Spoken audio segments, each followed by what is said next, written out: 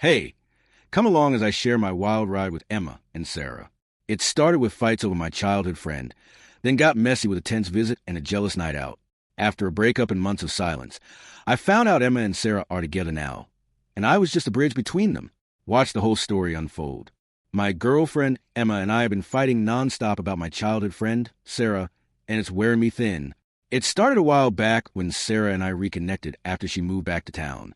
We've been close since we were kids, sharing everything from scraped knees to high school drama, and she's like a sister to me. But Emma doesn't see it that way.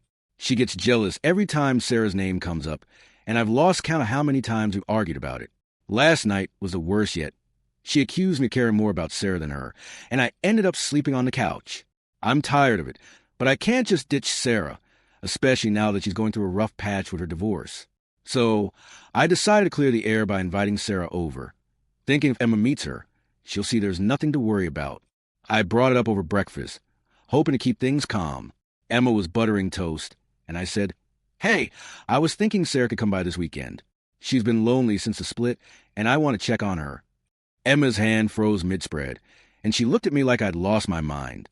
"Are you serious?" she snapped, her voice sharp. I tried to explain, saying, "She's just a friend, Em. You'll like her if you give her a chance." But Emma wasn't having it. She threw the knife in the sink and said, "You're always running to her rescue. What am I supposed to think?" I felt my patience slip, but I kept my cool, telling her, "It's not like that. I'm not choosing her over you. I just want you two to get along." She crossed her arms, glaring, and muttered, "Fine, but don't expect me to play nice." The argument dragged on all morning. I followed her to the living room, where she started folding laundry with more force than necessary. "Why does it have to be at our place?"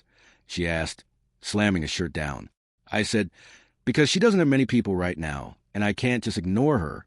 Emma rolled her eyes and said, "You're too blind to see how this looks." I tried reasoning, pointing out that Sarah's been a constant in my life long, before we met, but Emma cut me off. "That's the problem," she said. "She's always there, and I'm supposed to just accept it?" I raised my voice a little, saying, "I'm not asking you to accept her. I'm asking you to trust me." She didn't respond, just kept folding, her silence louder than words. By afternoon, I was pacing the kitchen, trying to figure out how to fix this. Emma was on the couch now, scrolling her phone, ignoring me. I sat beside her and said, "Look, I'll set some ground rules. Sarah won't stay late, and I'll make sure it's not awkward. Can we at least try?"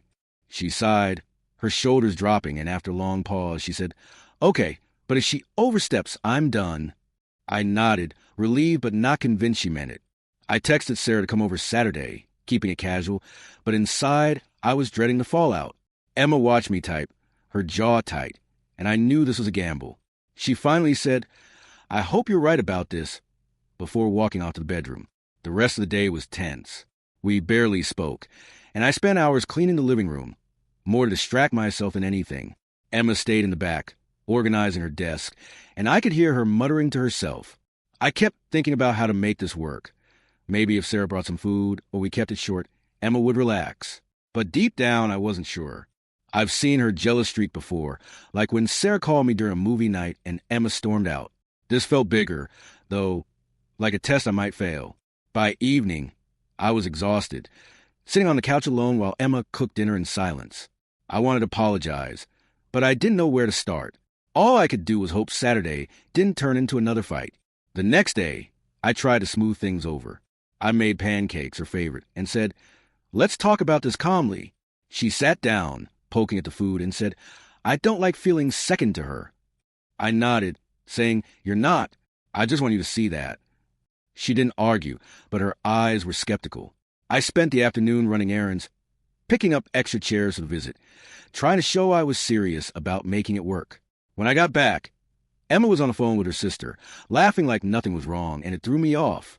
I wondered if she was putting on a front, or if she'd already decided to let this go. Either way, I knew Saturday would decide a lot. As night fell, I lay in bed, Emma beside me but distant. I thought about Sarah's divorce, how she cried on the phone about her ex, and how I couldn't turn my back on her. But I also thought about Emma, how her trust in me was cracking, and how this invitation might break it for good. I turned to her and said, "I'm doing this for the right reasons, okay?" She didn't answer, just stared at the ceiling. I fell asleep wondering if I made a mistake, but I was committed now. Saturday was coming, and I had to face it head on. Saturday finally came, and Sarah's visit turned the house into a pressure cooker. I'd been on edge all week, replaying my argument with Emma about inviting her, but I hoped seeing them together would smooth things over. Sarah arrived around noon, pulling up in her beat-up sedan, and I opened the door with a nervous smile. She looked tired, her hair a mess in the drive, and gave me a quick hug. "Thanks for having me," she said, stepping inside with a small bag. Emma was in the kitchen, pretending to wipe the counter, and I could tell she was sizing Sarah up. I introduced them, saying, "Emma, this is Sarah." "Sarah, Emma." But the air felt thick right away. Emma barely nodded, her lips pressed into a line, and Sarah picked up on it. "Nice to meet you," Sarah tried, her voice hesitant, but Emma just mumbled something and kept cleaning. I led Sarah to the living room, where I'd set out some chips and soda, hoping to break the ice. We sat on the couch, and I asked Sarah about her week. She started talking about her ex's latest stunt, try and keep the dog, and I laughed, trying to keep it light. Emma stayed in the background, folding towels with sharp movements, and I could feel her eyes on us. After a while, she joined us, sitting across the room with her arms crossed, and the tension was unbearable. We tried to talk it out. I turned to Emma and said, "Sarah's been through a lot lately. Maybe you two could chat." Emma rolled her eyes but said, "Fine, what's new with you?" Her tone was cold, and Sarah shifted uncomfortably, saying, "Just the divorce mess. It's been rough." Emma nodded, but I could tell she wasn't interested. I jumped in, telling a story about how Sarah and I used to build forts in her backyard, hoping to show their history was innocent. Sarah chuckled, adding, "Yeah, we were a mess back then," but Emma just stared, her face blank. I felt like I was failing at this, and the silence stretched out. The afternoon dragged on. Sarah asked about a picture on the shelf me and Emma had a fair, and I explained how we won that stuffed bear. Emma softened a bit, saying it was a good day, but then she added, "Before all this Sarah stuff," under her breath. I glared at her, and Sarah caught it, looking down at her hands. I tried to steer it back, asking Sarah about her job hunt, and she perked up, talking about an interview she had lined up. Emma listened, but her foot tapped the floor, and I knew she was counting the minutes. I suggested we order pizza to lighten the mood, and Sarah agreed, but Emma just shrugged. Things got awkward fast. While we waited for the delivery, Sarah went to the bathroom, and Emma turned on me. "This is worse than I thought," she whispered, her voice tight. "She's all over you." I shook my head, saying, "She's not. You're imagining it." Emma scoffed, "I see how you look at her," and I lost a little, replying, "That's ridiculous. I'm trying to fix this for us." She didn't answer, just walked to the kitchen, and I sat there fuming. When Sarah came back, she sensed a shift and asked, "Everything okay?" I forced a smile, saying, "Yeah, just hungry, but the damage was done." The pizza arrived, and we ate in near silence. Sarah tried to joke about the delivery guy's bad directions, but Emma barely cracked a smile. I kept the conversation going, asking Sarah about her plans to get a new place, and she said she was saving up. Emma chimed in with, "That's nice," but her tone was sarcastic, and I shot her a look. After we finished, Sarah helped clear the plates, and Emma watched her like a hawk. I thanked Sarah for coming, and she said, "I hope I didn't make things weird." I assured her it was fine, but inside, I knew it wasn't. Later, I walked Sarah to her car, and she said, "Emma doesn't like me, does she?" I sighed, admitting, "She's jealous, but it's not your fault." She nodded, saying, "I get it. Let me know if you need to talk," and drove off. Back inside, Emma was on the couch, scrolling her phone, and I sat beside her. "See? She's just a friend," I said, but Emma replied, "I don't trust it. This changes nothing." I wanted to argue, but I was too tired. I spent the evening cleaning up, replaying the day, and wondering if Emma would ever let this go. The house felt emptier than before, and I wasn't sure what to do next. The next day, I tried to process it. I made breakfast, but Emma was still cold, eating in silence. I said, "Can we talk about yesterday?" She shrugged, saying, "What's there to say? You'll keep seeing her." I tried explaining again, saying Sarah's visit was to help, not hurt us, but Emma just walked away. I spent the afternoon fixing a leaky faucet, needing something to do, and thought about how Sarah's presence seemed to widen the gap. By evening, I was alone on the couch, Emma in the bedroom, and I realized this might be a bigger problem than I thought. I didn't know how to move forward, but I knew the tension wasn't over. A few days after Sarah's visit, things got weirdly calm, but it didn't last. Emma and I hadn't talked much since Saturday, and the tension from her meeting Sarah was still hanging around. I figured some space might help, so I didn't bring up Sarah again, but Emma kept dropping little hints. One evening, I was in the living room watching a game when my phone buzzed. Sarah texting about a funny meme from our old school days. I laughed out loud, and Emma, who was folding clothes nearby, glanced over with that tight-lipped look. I showed her the meme, a picture of our old principal with a goofy hat, and said, "Check this out, it's from back when we pranked him." She didn't smile, just said, "Cute," and went back to her folding. The next day, Sarah called while I was making dinner, and Emma was in the room. Sarah was laughing about how she'd spilled coffee on her boss during a meeting, and I couldn't help but join in. I put her on speaker, thinking it might ease things, and said, "Tell Emma about it." Sarah repeated the story, her voice bright, and added, "I had to buy him a new shirt." Emma cracked a small smile, which surprised me, and said, "That's a mess." I jumped in, saying, "Remember when I spilled soda on you at the fair?" Emma chuckled, nodding, and for a moment, it felt like we were connecting.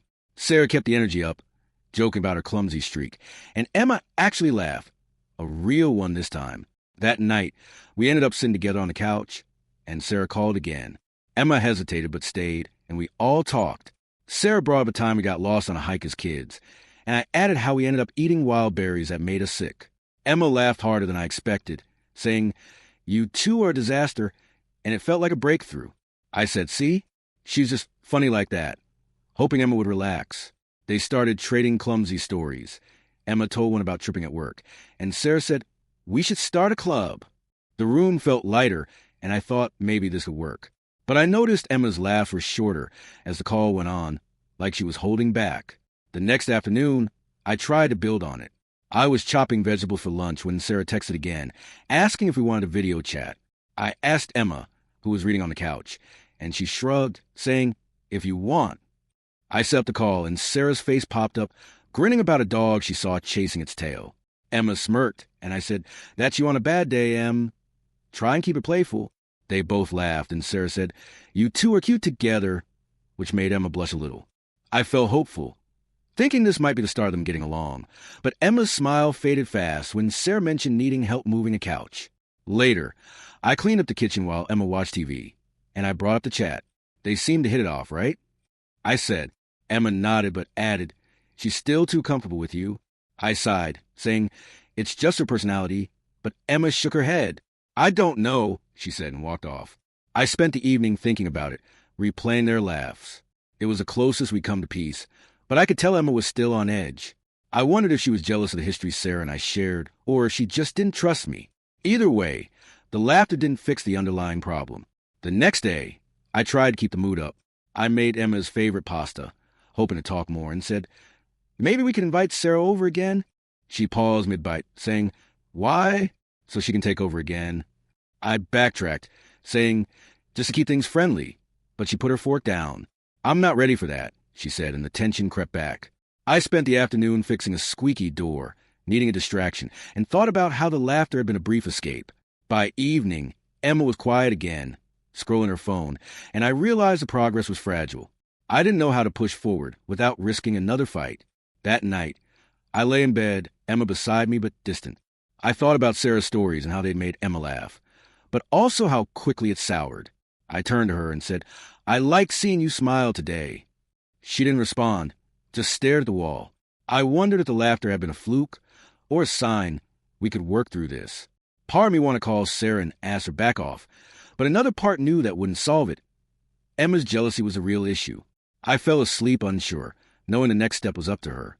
The night after our shaky truce fell off, and it set the stage for something I didn't expect. Emma and I had barely spoken since the video call with Sarah, but her laugh that day had given me hope. I thought maybe we were turning a corner, so I suggested we watch a movie to relax. She agreed, picking a comedy she liked, and we settled on the couch with a bowl of popcorn. I was hopeful, thinking a quiet night might help us reconnect, but I could tell she was still on edge about Sarah. We started the movie, and for a while, it was nice, her leaning against me, the room dim, and the sound of laughter from the screen filling the space. Halfway through, my phone buzzed on the coffee table. It was Sarah, texting that she was stressed about her ex showing up at her place unannounced. I glanced at Emma, who was watching me, and said, "It's Sarah. Her ex is bothering her again." Emma's face tightened, but she just nodded. So I replied quickly, telling Sarah to call if she needed me. Emma didn't say anything, but I could feel her pull away, her body stiffening against mine. We tried to get back into the movie, but the mood was gone. I turned off after a while, and we sat there in awkward silence, the popcorn untouched. Later, we went to bed, but it wasn't the same. Emma climbed in beside me, keeping to her side, and we didn't touch. I tried to break the ice, saying, "I'm sorry if that text upset you," but she just rolled over, muttering, "It's fine." I lay there, staring at the ceiling, wondering if I should have ignored Sarah's message. The house was quiet except for the hum of the heater, and I could feel the distance growing. I thought about calling Sarah back to check on her, but I knew that would set Emma off, so I didn't. Sleep came slow, and I kept replaying the night, feeling like I was losing ground. The next morning, I woke up to the smell of coffee, which surprised me. Emma was already up, standing by the counter with a mug, and I figured she might be ready to talk.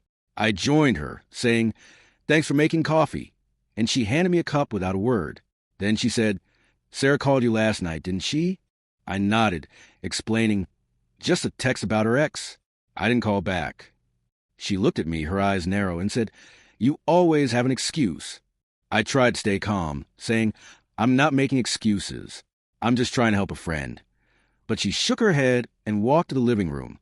Things got better for a bit. Emma started cooking breakfast, scrambled eggs and toast, and I helped by setting the table. She was quieter than usual, but she didn't snap, which felt like progress. We ate together, and I asked, "Can we figure this out?" She sighed, saying, "I don't know how when she's always in the picture." I said, "She won't be if it bothers you this much," but she just poked at her eggs. After breakfast, she cleaned up while I washed dishes, and we worked in silence. I thought maybe the night had shaken her enough to see my side, but I wasn't sure.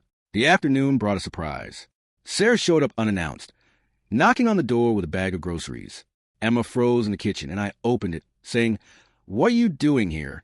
Sarah explained, "I was nearby and thought I'd drop off some thanks for the other day." Emma came over, her face hard, and said, "Thanks, but we're good." Sarah looked embarrassed, saying, "Oh, sorry, I'll go." But I invited her in, thinking it might force a moment. Emma glared at me, and Sarah set the bag down, awkward as ever. We stood there, the tension thick, and I knew I'd misjudged. We tried to make it work. I offered Sarah a drink, and Emma reluctantly joined us in the living room. Sarah talked about a funny coworker story, and Emma gave a small laugh, which felt like a win. I said, "See, she's not here to cause trouble," but Emma's smile faded fast. Sarah stayed for an hour, helping us put away the groceries, and Emma was polite but distant. When Sarah left, she hugged me goodbye, and Emma's jaw tightened again. I closed the door, and Emma said, "That was too much," before heading to bed early. I spent the evening alone, tidying up and thinking about the day. Emma's cold shoulder was back, and I wondered if inviting Sarah in had been a mistake. I checked my phone, seeing a thank you text from Sarah, and deleted it before Emma could see. I sat on the couch, the house quiet, and realized the night had changed things. Emma came out later, brushing her teeth, and said, "I need space tonight," before grabbing a blanket to sleep on the chair. I didn't argue, just watched her settle in, feeling the gap widen. I didn't know how to fix this, but I knew it was getting harder. The next day, I tried to talk again. I made pancakes, hoping to start fresh, and said, "Last night was weird, huh?" Emma nodded, eating slowly, and said, "I don't like her here." I said, "I get it, but she's not the enemy." But she just shrugged. I spent the afternoon mowing the lawn, needing to clear my head, and thought about how the night had shifted us.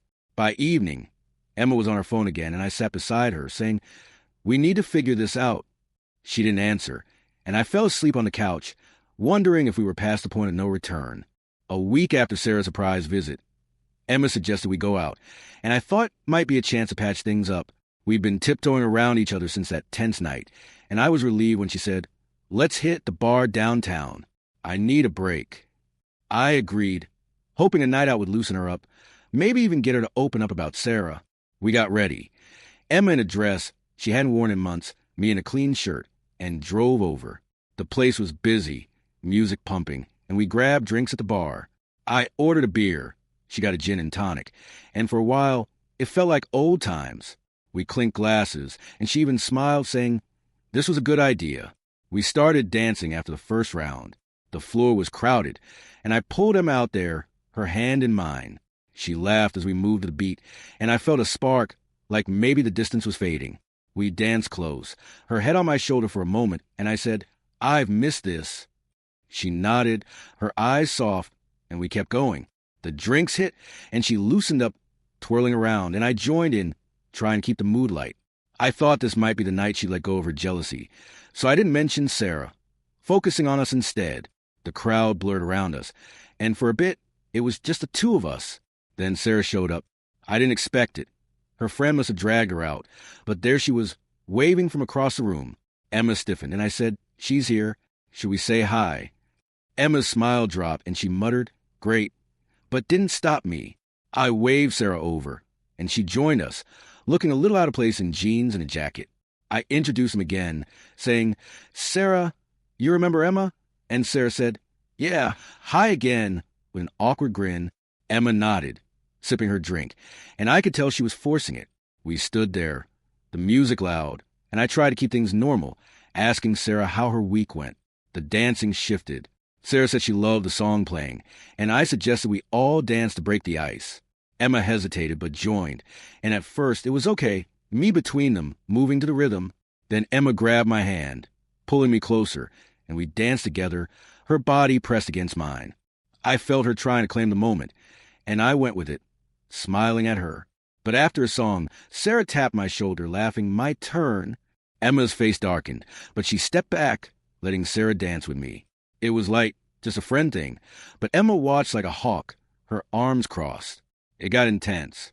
Sarah and I moved to the beat, and she spun around, laughing about how bad she was at dancing. I chuckled, saying, "You're not that bad," but Emma cut in, pulling me away. "I'm done," she said, her voice sharp, and dragged me to bar. I followed, confused, and she ordered another drink, downing it fast. I asked what's wrong, and she snapped, "You're too cozy with her." I argued, "It's just a dance," but she shook her head, saying, "I saw how you looked at her." I felt a rush of frustration, saying, "You're seeing things that aren't there," but she turned away, staring at the crowd. The night unraveled. Sarah came over, sensing the tension, and said, "I'll head out. Sorry if I caused trouble." I told her it was fine, but Emma didn't respond, just glared. After Sarah left, we sat at a table, the music still loud, and Emma said, "I can't do this anymore tonight." I tried to hold her hand, saying, "Let's talk about it." But she pulled back, finishing her drink. We left soon after, the drive home silent except for the radio. I kept glancing at her, wanting to fix it, but she stared out the window. Back home, she went straight to bed, and I stayed up, pacing the living room, replaying the dance. The next day, I tried to address it. I made coffee, hoping she'd join me, and said, "Last night got out of hand." Emma sat down, sipping slowly, and said, "You don't get it." I said, "I do. I just want you to trust me." But she shook her head. "It's not just me," she said, and I spent the afternoon cleaning the kitchen, needing to think. I thought about how close Emma and I danced, then how she reacted to Sarah, and realized her jealousy was deeper than I thought. By evening, she was on the couch, scrolling her phone, and I sat beside her, saying, "We need to figure this out." She didn't answer, and I felt the night had pushed us further apart. The night after the bar fiasco left me drained, and things took a turn I didn't see coming. Emma and I barely spoke on the drive home, and when we got back, she went straight to bed while I crashed on the couch, too wired to sleep. I kept thinking about how she pulled me away from Sarah, her jealousy hitting harder than ever. Around midnight, my phone lit up with a call from Sarah. She was upset, saying her ex had shown up again, banging on her door. I answered quietly, telling her to lock up and call the cops if he didn't leave. Emma must have heard, because she came out, standing in the hallway with her arms crossed. I hung up and said, "Her ex is at it again." I told her to get help. Emma's face was hard, and she said, "You're still running to her." I sighed, replying, "I'm not running anywhere." She's scared. We argued in whispers, trying not to wake the neighbors, and she snapped, "I'm done feeling like this." I didn't know what to say, so I just sat there, the room dark except for the streetlight coming through the window. Then Emma did something unexpected. She sat next to me, closer than she had in days, and said, "Maybe I overreacted, I looked at her, surprised, and she added, "But I need you to see my side." Things got confusing fast. Emma leaned in, her hand on my arm, and I thought she wanted to make up. We started talking, her voice soft, about how scared she felt with Sarah around. I nodded, saying, "I get it, but she's not a threat." Then the door buzzed. Sarah, saying she'd driven over because her ex wouldn't leave. Emma's eyes widened, but she didn't stop me from letting Sarah in. Sarah stepped inside, looking shaken, and said, "I didn't know where else to go." Emma stood up tense, but didn't argue when I said, "She can crash here tonight." We ended up in the living room, the three of us, with a blanket thrown over the couch. Sarah sat on one end, Emma on the other, and I was in the middle, feeling like a referee. Sarah explained how her ex had been drinking, and I said, "You did the right thing coming here." Emma nodded, but her jaw was tight. We sat there, the clock ticking, and I tried to keep things calm, asking Sarah if she wanted water. She said yes, and Emma got up to get it, her movement stiff. When she came back, she handed it over without a word, and we all just stared at the TV, which was off. The night got stranger. Emma shifted closer to me, her leg brushing mine, and I thought she was trying to reclaim something. Sarah noticed, looking uncomfortable, and said, "I'll sleep on the floor if it's weird." I told her, "No, stay up here," and Emma didn't object, which surprised me. We turned on a late-night show, the volume low, and for a while it was quiet. Then Emma rested her head on my shoulder, and I felt her relax a little. Sarah watched, her expression unreadable, and I wondered what she was thinking. I said, "We're all good here," but it felt forced. I didn't know what to do. The show droned on, and Emma's hand found mine under the blanket. Sarah shifted, saying, "I'll head out early tomorrow," and I nodded, saying, "Take your time." Emma squeezed my hand, and I felt a mix of relief and confusion. She was letting this happen, but I didn't understand why. We sat there, the room dark, and I kept waiting for her to pull away or snap. Instead, she stayed close, her breathing steady, and Sarah eventually dozed off, her head tilting back. I stayed awake, my mind racing, wondering if this was a truce or a trap. The next morning, I woke up with a stiff neck. Emma still beside me. Sarah was gone, a note on the table saying, "Thanks, I'm okay now." Emma stretched, looking at me, and said, "That was weird." I agreed, saying, "Yeah, but she needed help." Emma nodded, but her eyes were distant, and I knew we weren't done. I made coffee, and we sat in the kitchen, the silence heavy. She said, "I don't like her here, but last night, I don't know." I said, "Maybe it showed we can handle this." But she shook her head, saying, "I'm not sure." I spent the day trying to process it. I cleaned the living room, picking up the blanket, and thought about how close Emma had gotten. I wondered if her jealousy was fading or if she was testing me. She stayed in the bedroom most of the day, and when I checked on her, she was reading, avoiding eye contact. I said, "We need to talk about last night," but she just shrugged. By evening, I was on the couch again, the house quiet, and I realized this night had changed things. Emma came out later, saying, "I need time to think," and I nodded, feeling the distance creep back in. The morning after Sarah crashed at our place felt like a dream I couldn't shake, and the silence was deafening. I woke up on the couch, my neck stiff from the awkward angle, and Emma was already up, sitting at the kitchen table with a mug of tea. She didn't look at me, just stared out the window, and I could tell something was off. I rubbed my eyes and said, "Morning," but she just nodded, her lips pressed tight. I got up, grabbed a glass of water, and tried to figure out what to say. The house was quiet except for the fan on the fridge, and I felt like I was walking on eggshells. We didn't talk about last night. I sat across from her, sipping my water, and said, "That was crazy with Sarah, huh?" Emma shrugged, stirring her tea, and muttered, "Yeah." I waited for more, but she didn't give it. I thought about how she'd held my hand, how she let Sarah stay, and wondered if she was processing it too. I said, "I'm glad she's safe, but I didn't expect that," hoping to open a conversation. Emma just nodded again, her eyes fixed on her mug, and I gave up, heading to the bathroom to splash water on my face. The silence was heavier than any argument we'd had. Sarah's note was still on the table, and I picked it up, reading it again. "Thanks, I'm okay now," it said, and I felt a mix of relief and guilt. I showed it to Emma, saying she's fine at least, but she barely glanced at it, saying, "Good for her." I sat back down, trying to read her mood, and asked, "Are you mad about last night?" She sighed, finally looking at me, and said, "I don't know what I am." I nodded, not pushing, and we just sat there, the clock ticking loudly in the background. I wanted to fix it, but I didn't know where to start. The day dragged on. I made some toast, offering her a slice, and she took it without a word. We ate in silence, the crunch of bread the only sound, and I kept glancing at her, hoping she'd say something. After breakfast, she got up to water the plants, moving slow like she was lost in thought. I cleaned the kitchen, wiping down counters, and thought about how close we'd been on the couch. I wondered if that moment meant she was letting go of her jealousy, or if it was just a fluke. When she finished, she sat back down, staring at her phone, and I asked, "Can we talk later?" She nodded, but it felt empty.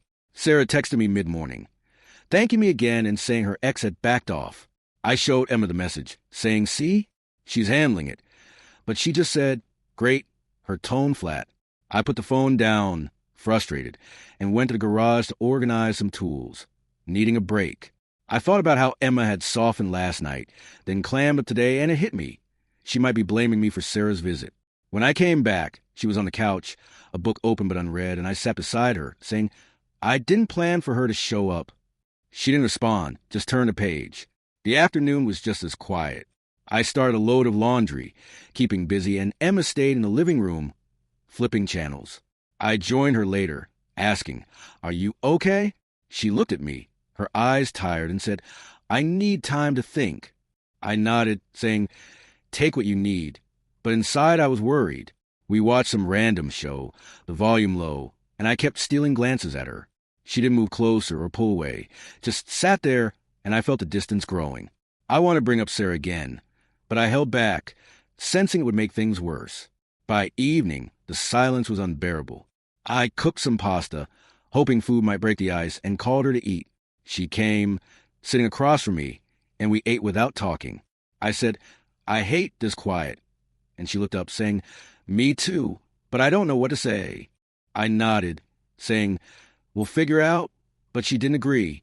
After dinner, she washed the dishes while I dried, our hands brushing once, but she didn't linger. I thought about apologizing, but for what? Letting Sarah in? Not stopping her? I wasn't sure. Later, I tried again. I sat on the couch, patting the spot next to me, and said, "Come here." Emma hesitated, but sat, her body tense. I said, "Last night was weird, but I'm here for you." And she nodded, saying, "I know." We sat there, the TV off, and I felt a flicker of hope. But when I reached for her hand, she pulled back, saying, "Not yet." I let it go, standing to get a glass of water, and thought about how this silence might be the end of us. She stayed on the couch, staring ahead, and I went to bed alone, the house feeling emptier than ever. The next day, I woke up to find her gone, off to work early, a note saying, "Back later." I made coffee, sitting at the table, and replayed the morning. The quiet was still there, and I wondered if she'd ever trust me again. I spent the day fixing a wobbly chair, keeping my hands busy, and thought about how Sarah's visit had changed everything. By evening, Emma was home, dropping her bag by the door, and we nodded at each other. I said, "We need to talk soon," and she said, "Yeah," but it didn't feel promising. The silence lingered, and I didn't know what was next. A week after the silent morning, Emma ended it, and I didn't see it coming until it was too late. We'd been avoiding the big talk, tiptoeing around each other like strangers, but I thought we could work through it. That morning, I was in the kitchen making scrambled eggs, trying to keep things normal, when Emma walked in with her work bag already packed. She looked at me, her face set, and said, "We need to talk." I turned off the stove, my stomach dropping, and said, "Okay, what's up?" She sat at the table, her hands clasped, and took a deep breath before saying, "I can't do this anymore." I stood there, spatula in hand, and asked, "What do you mean?" Emma's eyes were steady, and she said, Us, it's too much with Sarah." I felt a rush of anger, putting the pan down hard, and said, "You're blaming her again? This is about us." She shook her head, saying, "It's about you always choosing her over me." I argued back, saying, "That's not true. I've tried to make this work." But she cut me off. "You don't get it," she said. "Every time she's around, I feel like I'm losing you." I wanted to fight, to tell her she was wrong, but her voice was firm, and I knew she'd made up her mind. The argument escalated. I followed her to the living room, where she started grabbing a jacket, and said, "You started this by not trusting me." She turned, her face flushed, and snapped, "I started it? You brought her into our home." I raised my voice, saying, "She needed help, and you let her stay that night." Emma threw the jacket on the couch, saying, "That's the problem. You always have an excuse." I tried to calm down, saying, "I'm not excusing anything. I love you." But she shook her head, her eyes wet. "I don't feel it anymore," she said, and that hit me like a punch. She started packing. Emma went to the bedroom, pulling clothes from the closet, and I stood in the doorway, watching. I said, "Don't do this," my voice cracking, but she kept going, stuffing a bag. "I need space," she said, zipping it up. I followed her back to the living room, saying, "We can fix it. Just talk to me." But she wouldn't look at me. She grabbed her keys, saying, "I've been trying, but it's not enough." I felt helpless, my chest tight, and said, "You're giving up?" She paused at the door, turning to me and said, "I have to," before walking out. The day dragged on. I sat on the couch, the eggs cold on the counter, and stared at the door. My phone buzzed, Sarah checking in, but I didn't answer, not ready to explain. I paced the house, picking up her jacket she left, and thought about how we'd gotten here. I tried calling her, but it went to voicemail, and I left a shaky message saying, "Please come back. We can figure this out."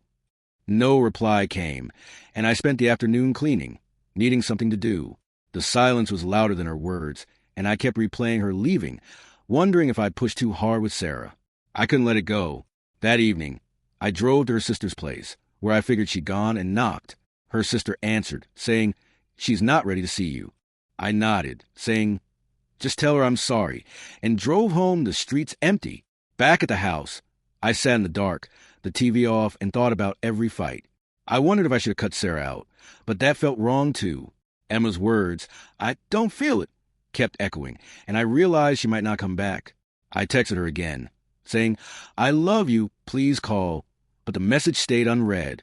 The next day, I tried to keep busy. I mowed the lawn, the noise drowning out my thoughts, and checked my phone constantly. No response. I made lunch, sandwiches, but couldn't eat, just sat at the table staring at her empty chair. I called her sister again, and she said, "Give her time." I agreed, hanging up, and spent the afternoon fixing a leaky faucet, my hand shaking. I thought about how Sarah's presence had driven this wedge, but also how Emma's distrust had fueled it. By evening, I was back on the couch, the house quiet, and I wondered if this was the end. I kept hoping. That night, I lay in bed, her side cold, and listened for her key in the lock. It didn't come. I thought about calling Sarah to explain, but stopped myself. Emma would see it as proof. I got up, paced in the hall, and wrote a letter, pouring out how much she meant to me, but I didn't send it. The next morning, I woke to another silent house, her bag still gone. I made coffee, sitting alone, and decided to wait. She'd said she needed space, and I had to respect that. But every minute without her felt like a countdown.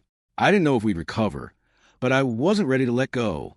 The days after Emma left stretched out like a void, and the silence was suffocating.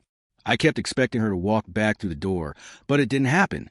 The house felt too big without her, and I spent the first morning sitting at the kitchen table, staring at her empty chair. I made coffee out of habit, but it tasted flat, and I didn't finish it. My phone sat there, no messages, and I wondered if she'd even listen if I called. I thought about texting her, but her last words, "I need space," echoed, so I held off. The quiet pressed in, and I didn't know how to fill it. I tried reaching out to Sarah. A couple days later, I called her, needing to talk, and she picked up right away. "Hey, how are you?" she asked, her voice soft.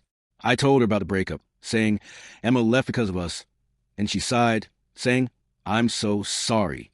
I didn't mean to cause this." I said, "It's not your fault. She couldn't trust me." But it didn't feel true. We talked for a while, her telling me about a new job lead, and I tried to listen, but my mind was on Emma. I hung up, feeling a little less alone, but the emptiness crept back when the call ended. I wondered if Sarah felt guilty, or she was just being nice. The house stayed quiet. I spent the afternoons cleaning, wiping down counters that didn't need it, just to keep busy. Emma's jacket still hung by the door, and I couldn't bring myself to move it. I checked my phone constantly, hoping for a text, but there was nothing. I thought about driving to her sister's again, but her sister's words, "Give her time," stuck with me. I mowed the lawn instead, the noise drowning out my thoughts, and found a hair tie of hers in the grass. I pocketed it, feeling a pang, and went inside to sit on the couch, the TV off, staring at the wall. I kept replaying it. That evening, I cooked dinner, chicken and rice, but ate alone, the plate barely touched. I thought about how Emma had pulled away after Sarah's visit, how every laugh with her seemed to push us apart. I wondered if I should have seen it coming, if I had been too blind to her jealousy. I wrote a message to her, saying, "I miss you, can we talk?" but deleted it before sending. The silence was my only answer, and I spent the night pacing, the house creaking around me. I wanted to fix it, but I didn't know how to reach her. Sarah checked in again. A few days later, she texted, asking if I was okay, and I replied, "Not really." She offered to come over, but I said, "Not yet," not wanting to make it worse. We messaged back and forth, her sharing a funny story about work, and I managed to smile, but when the chat ended, the emptiness hit harder. I sat at the table, sketching random lines on a napkin, and thought about how Sarah's presence had been the spark, but Emma's distrust was a fire. I wondered if she'd ever forgive me, or if I'd lost her for good. The weeks dragged on. I started a project at home, organizing old boxes, finding photos of us at the beach, laughing. It hurt to look, so I put them away, but the memories stayed. I called her sister again, and she said, "Emma's staying with me, but she's not ready." I thanked her, hanging up, and spent the day fixing a squeaky hinge, my hand steady but my mind racing. The house felt like a shell, and I kept expecting her voice or laugh, but it never came. I sat on the couch that night, the lights low, and wrote another unsent message, saying, "I'm trying to understand." I couldn't shake it. The next day, I went for a walk, needing air, and thought about every fight. I wondered if cutting Sarah out would have saved us, but that felt like betraying a friend.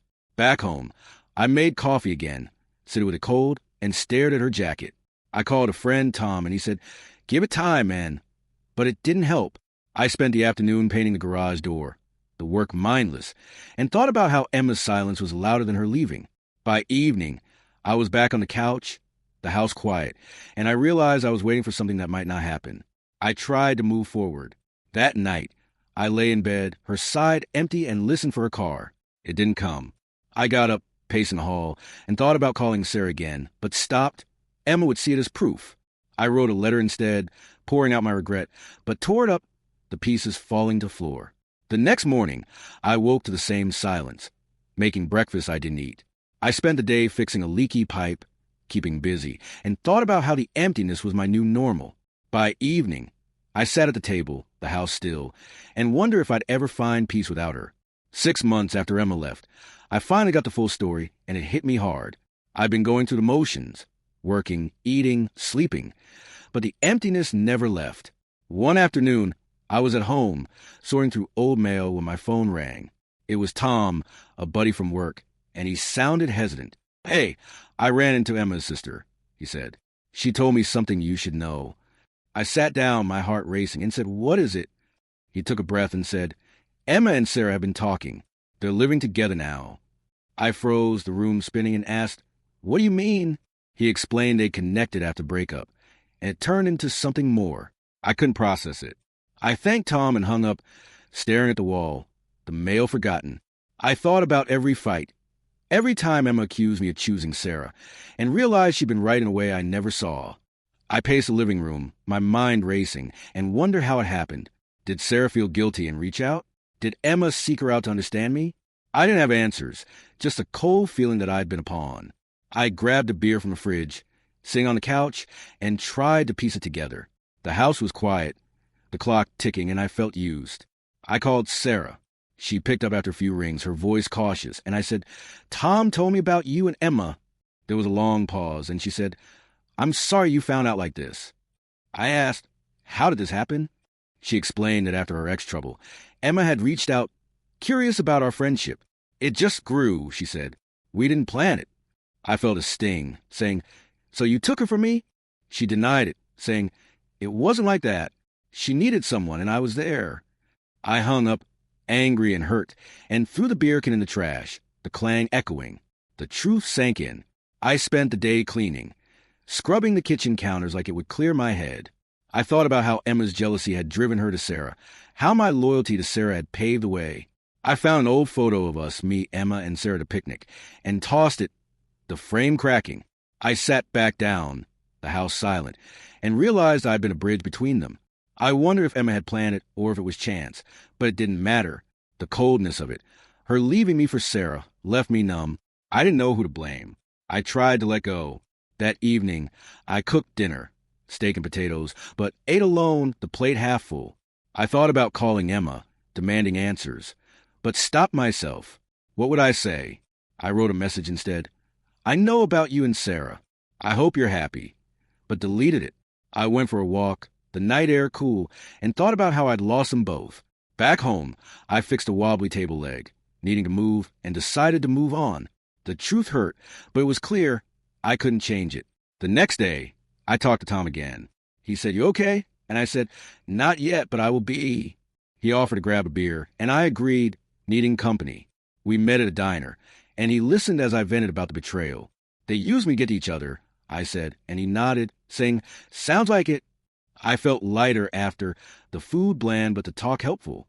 I went home, the house still quiet, and started boxing up Emma's things, ready to let go. I kept one scarf, a memory, but the rest went in storage. I found peace. That night, I lay in bed, her side empty, and didn't listen for her anymore.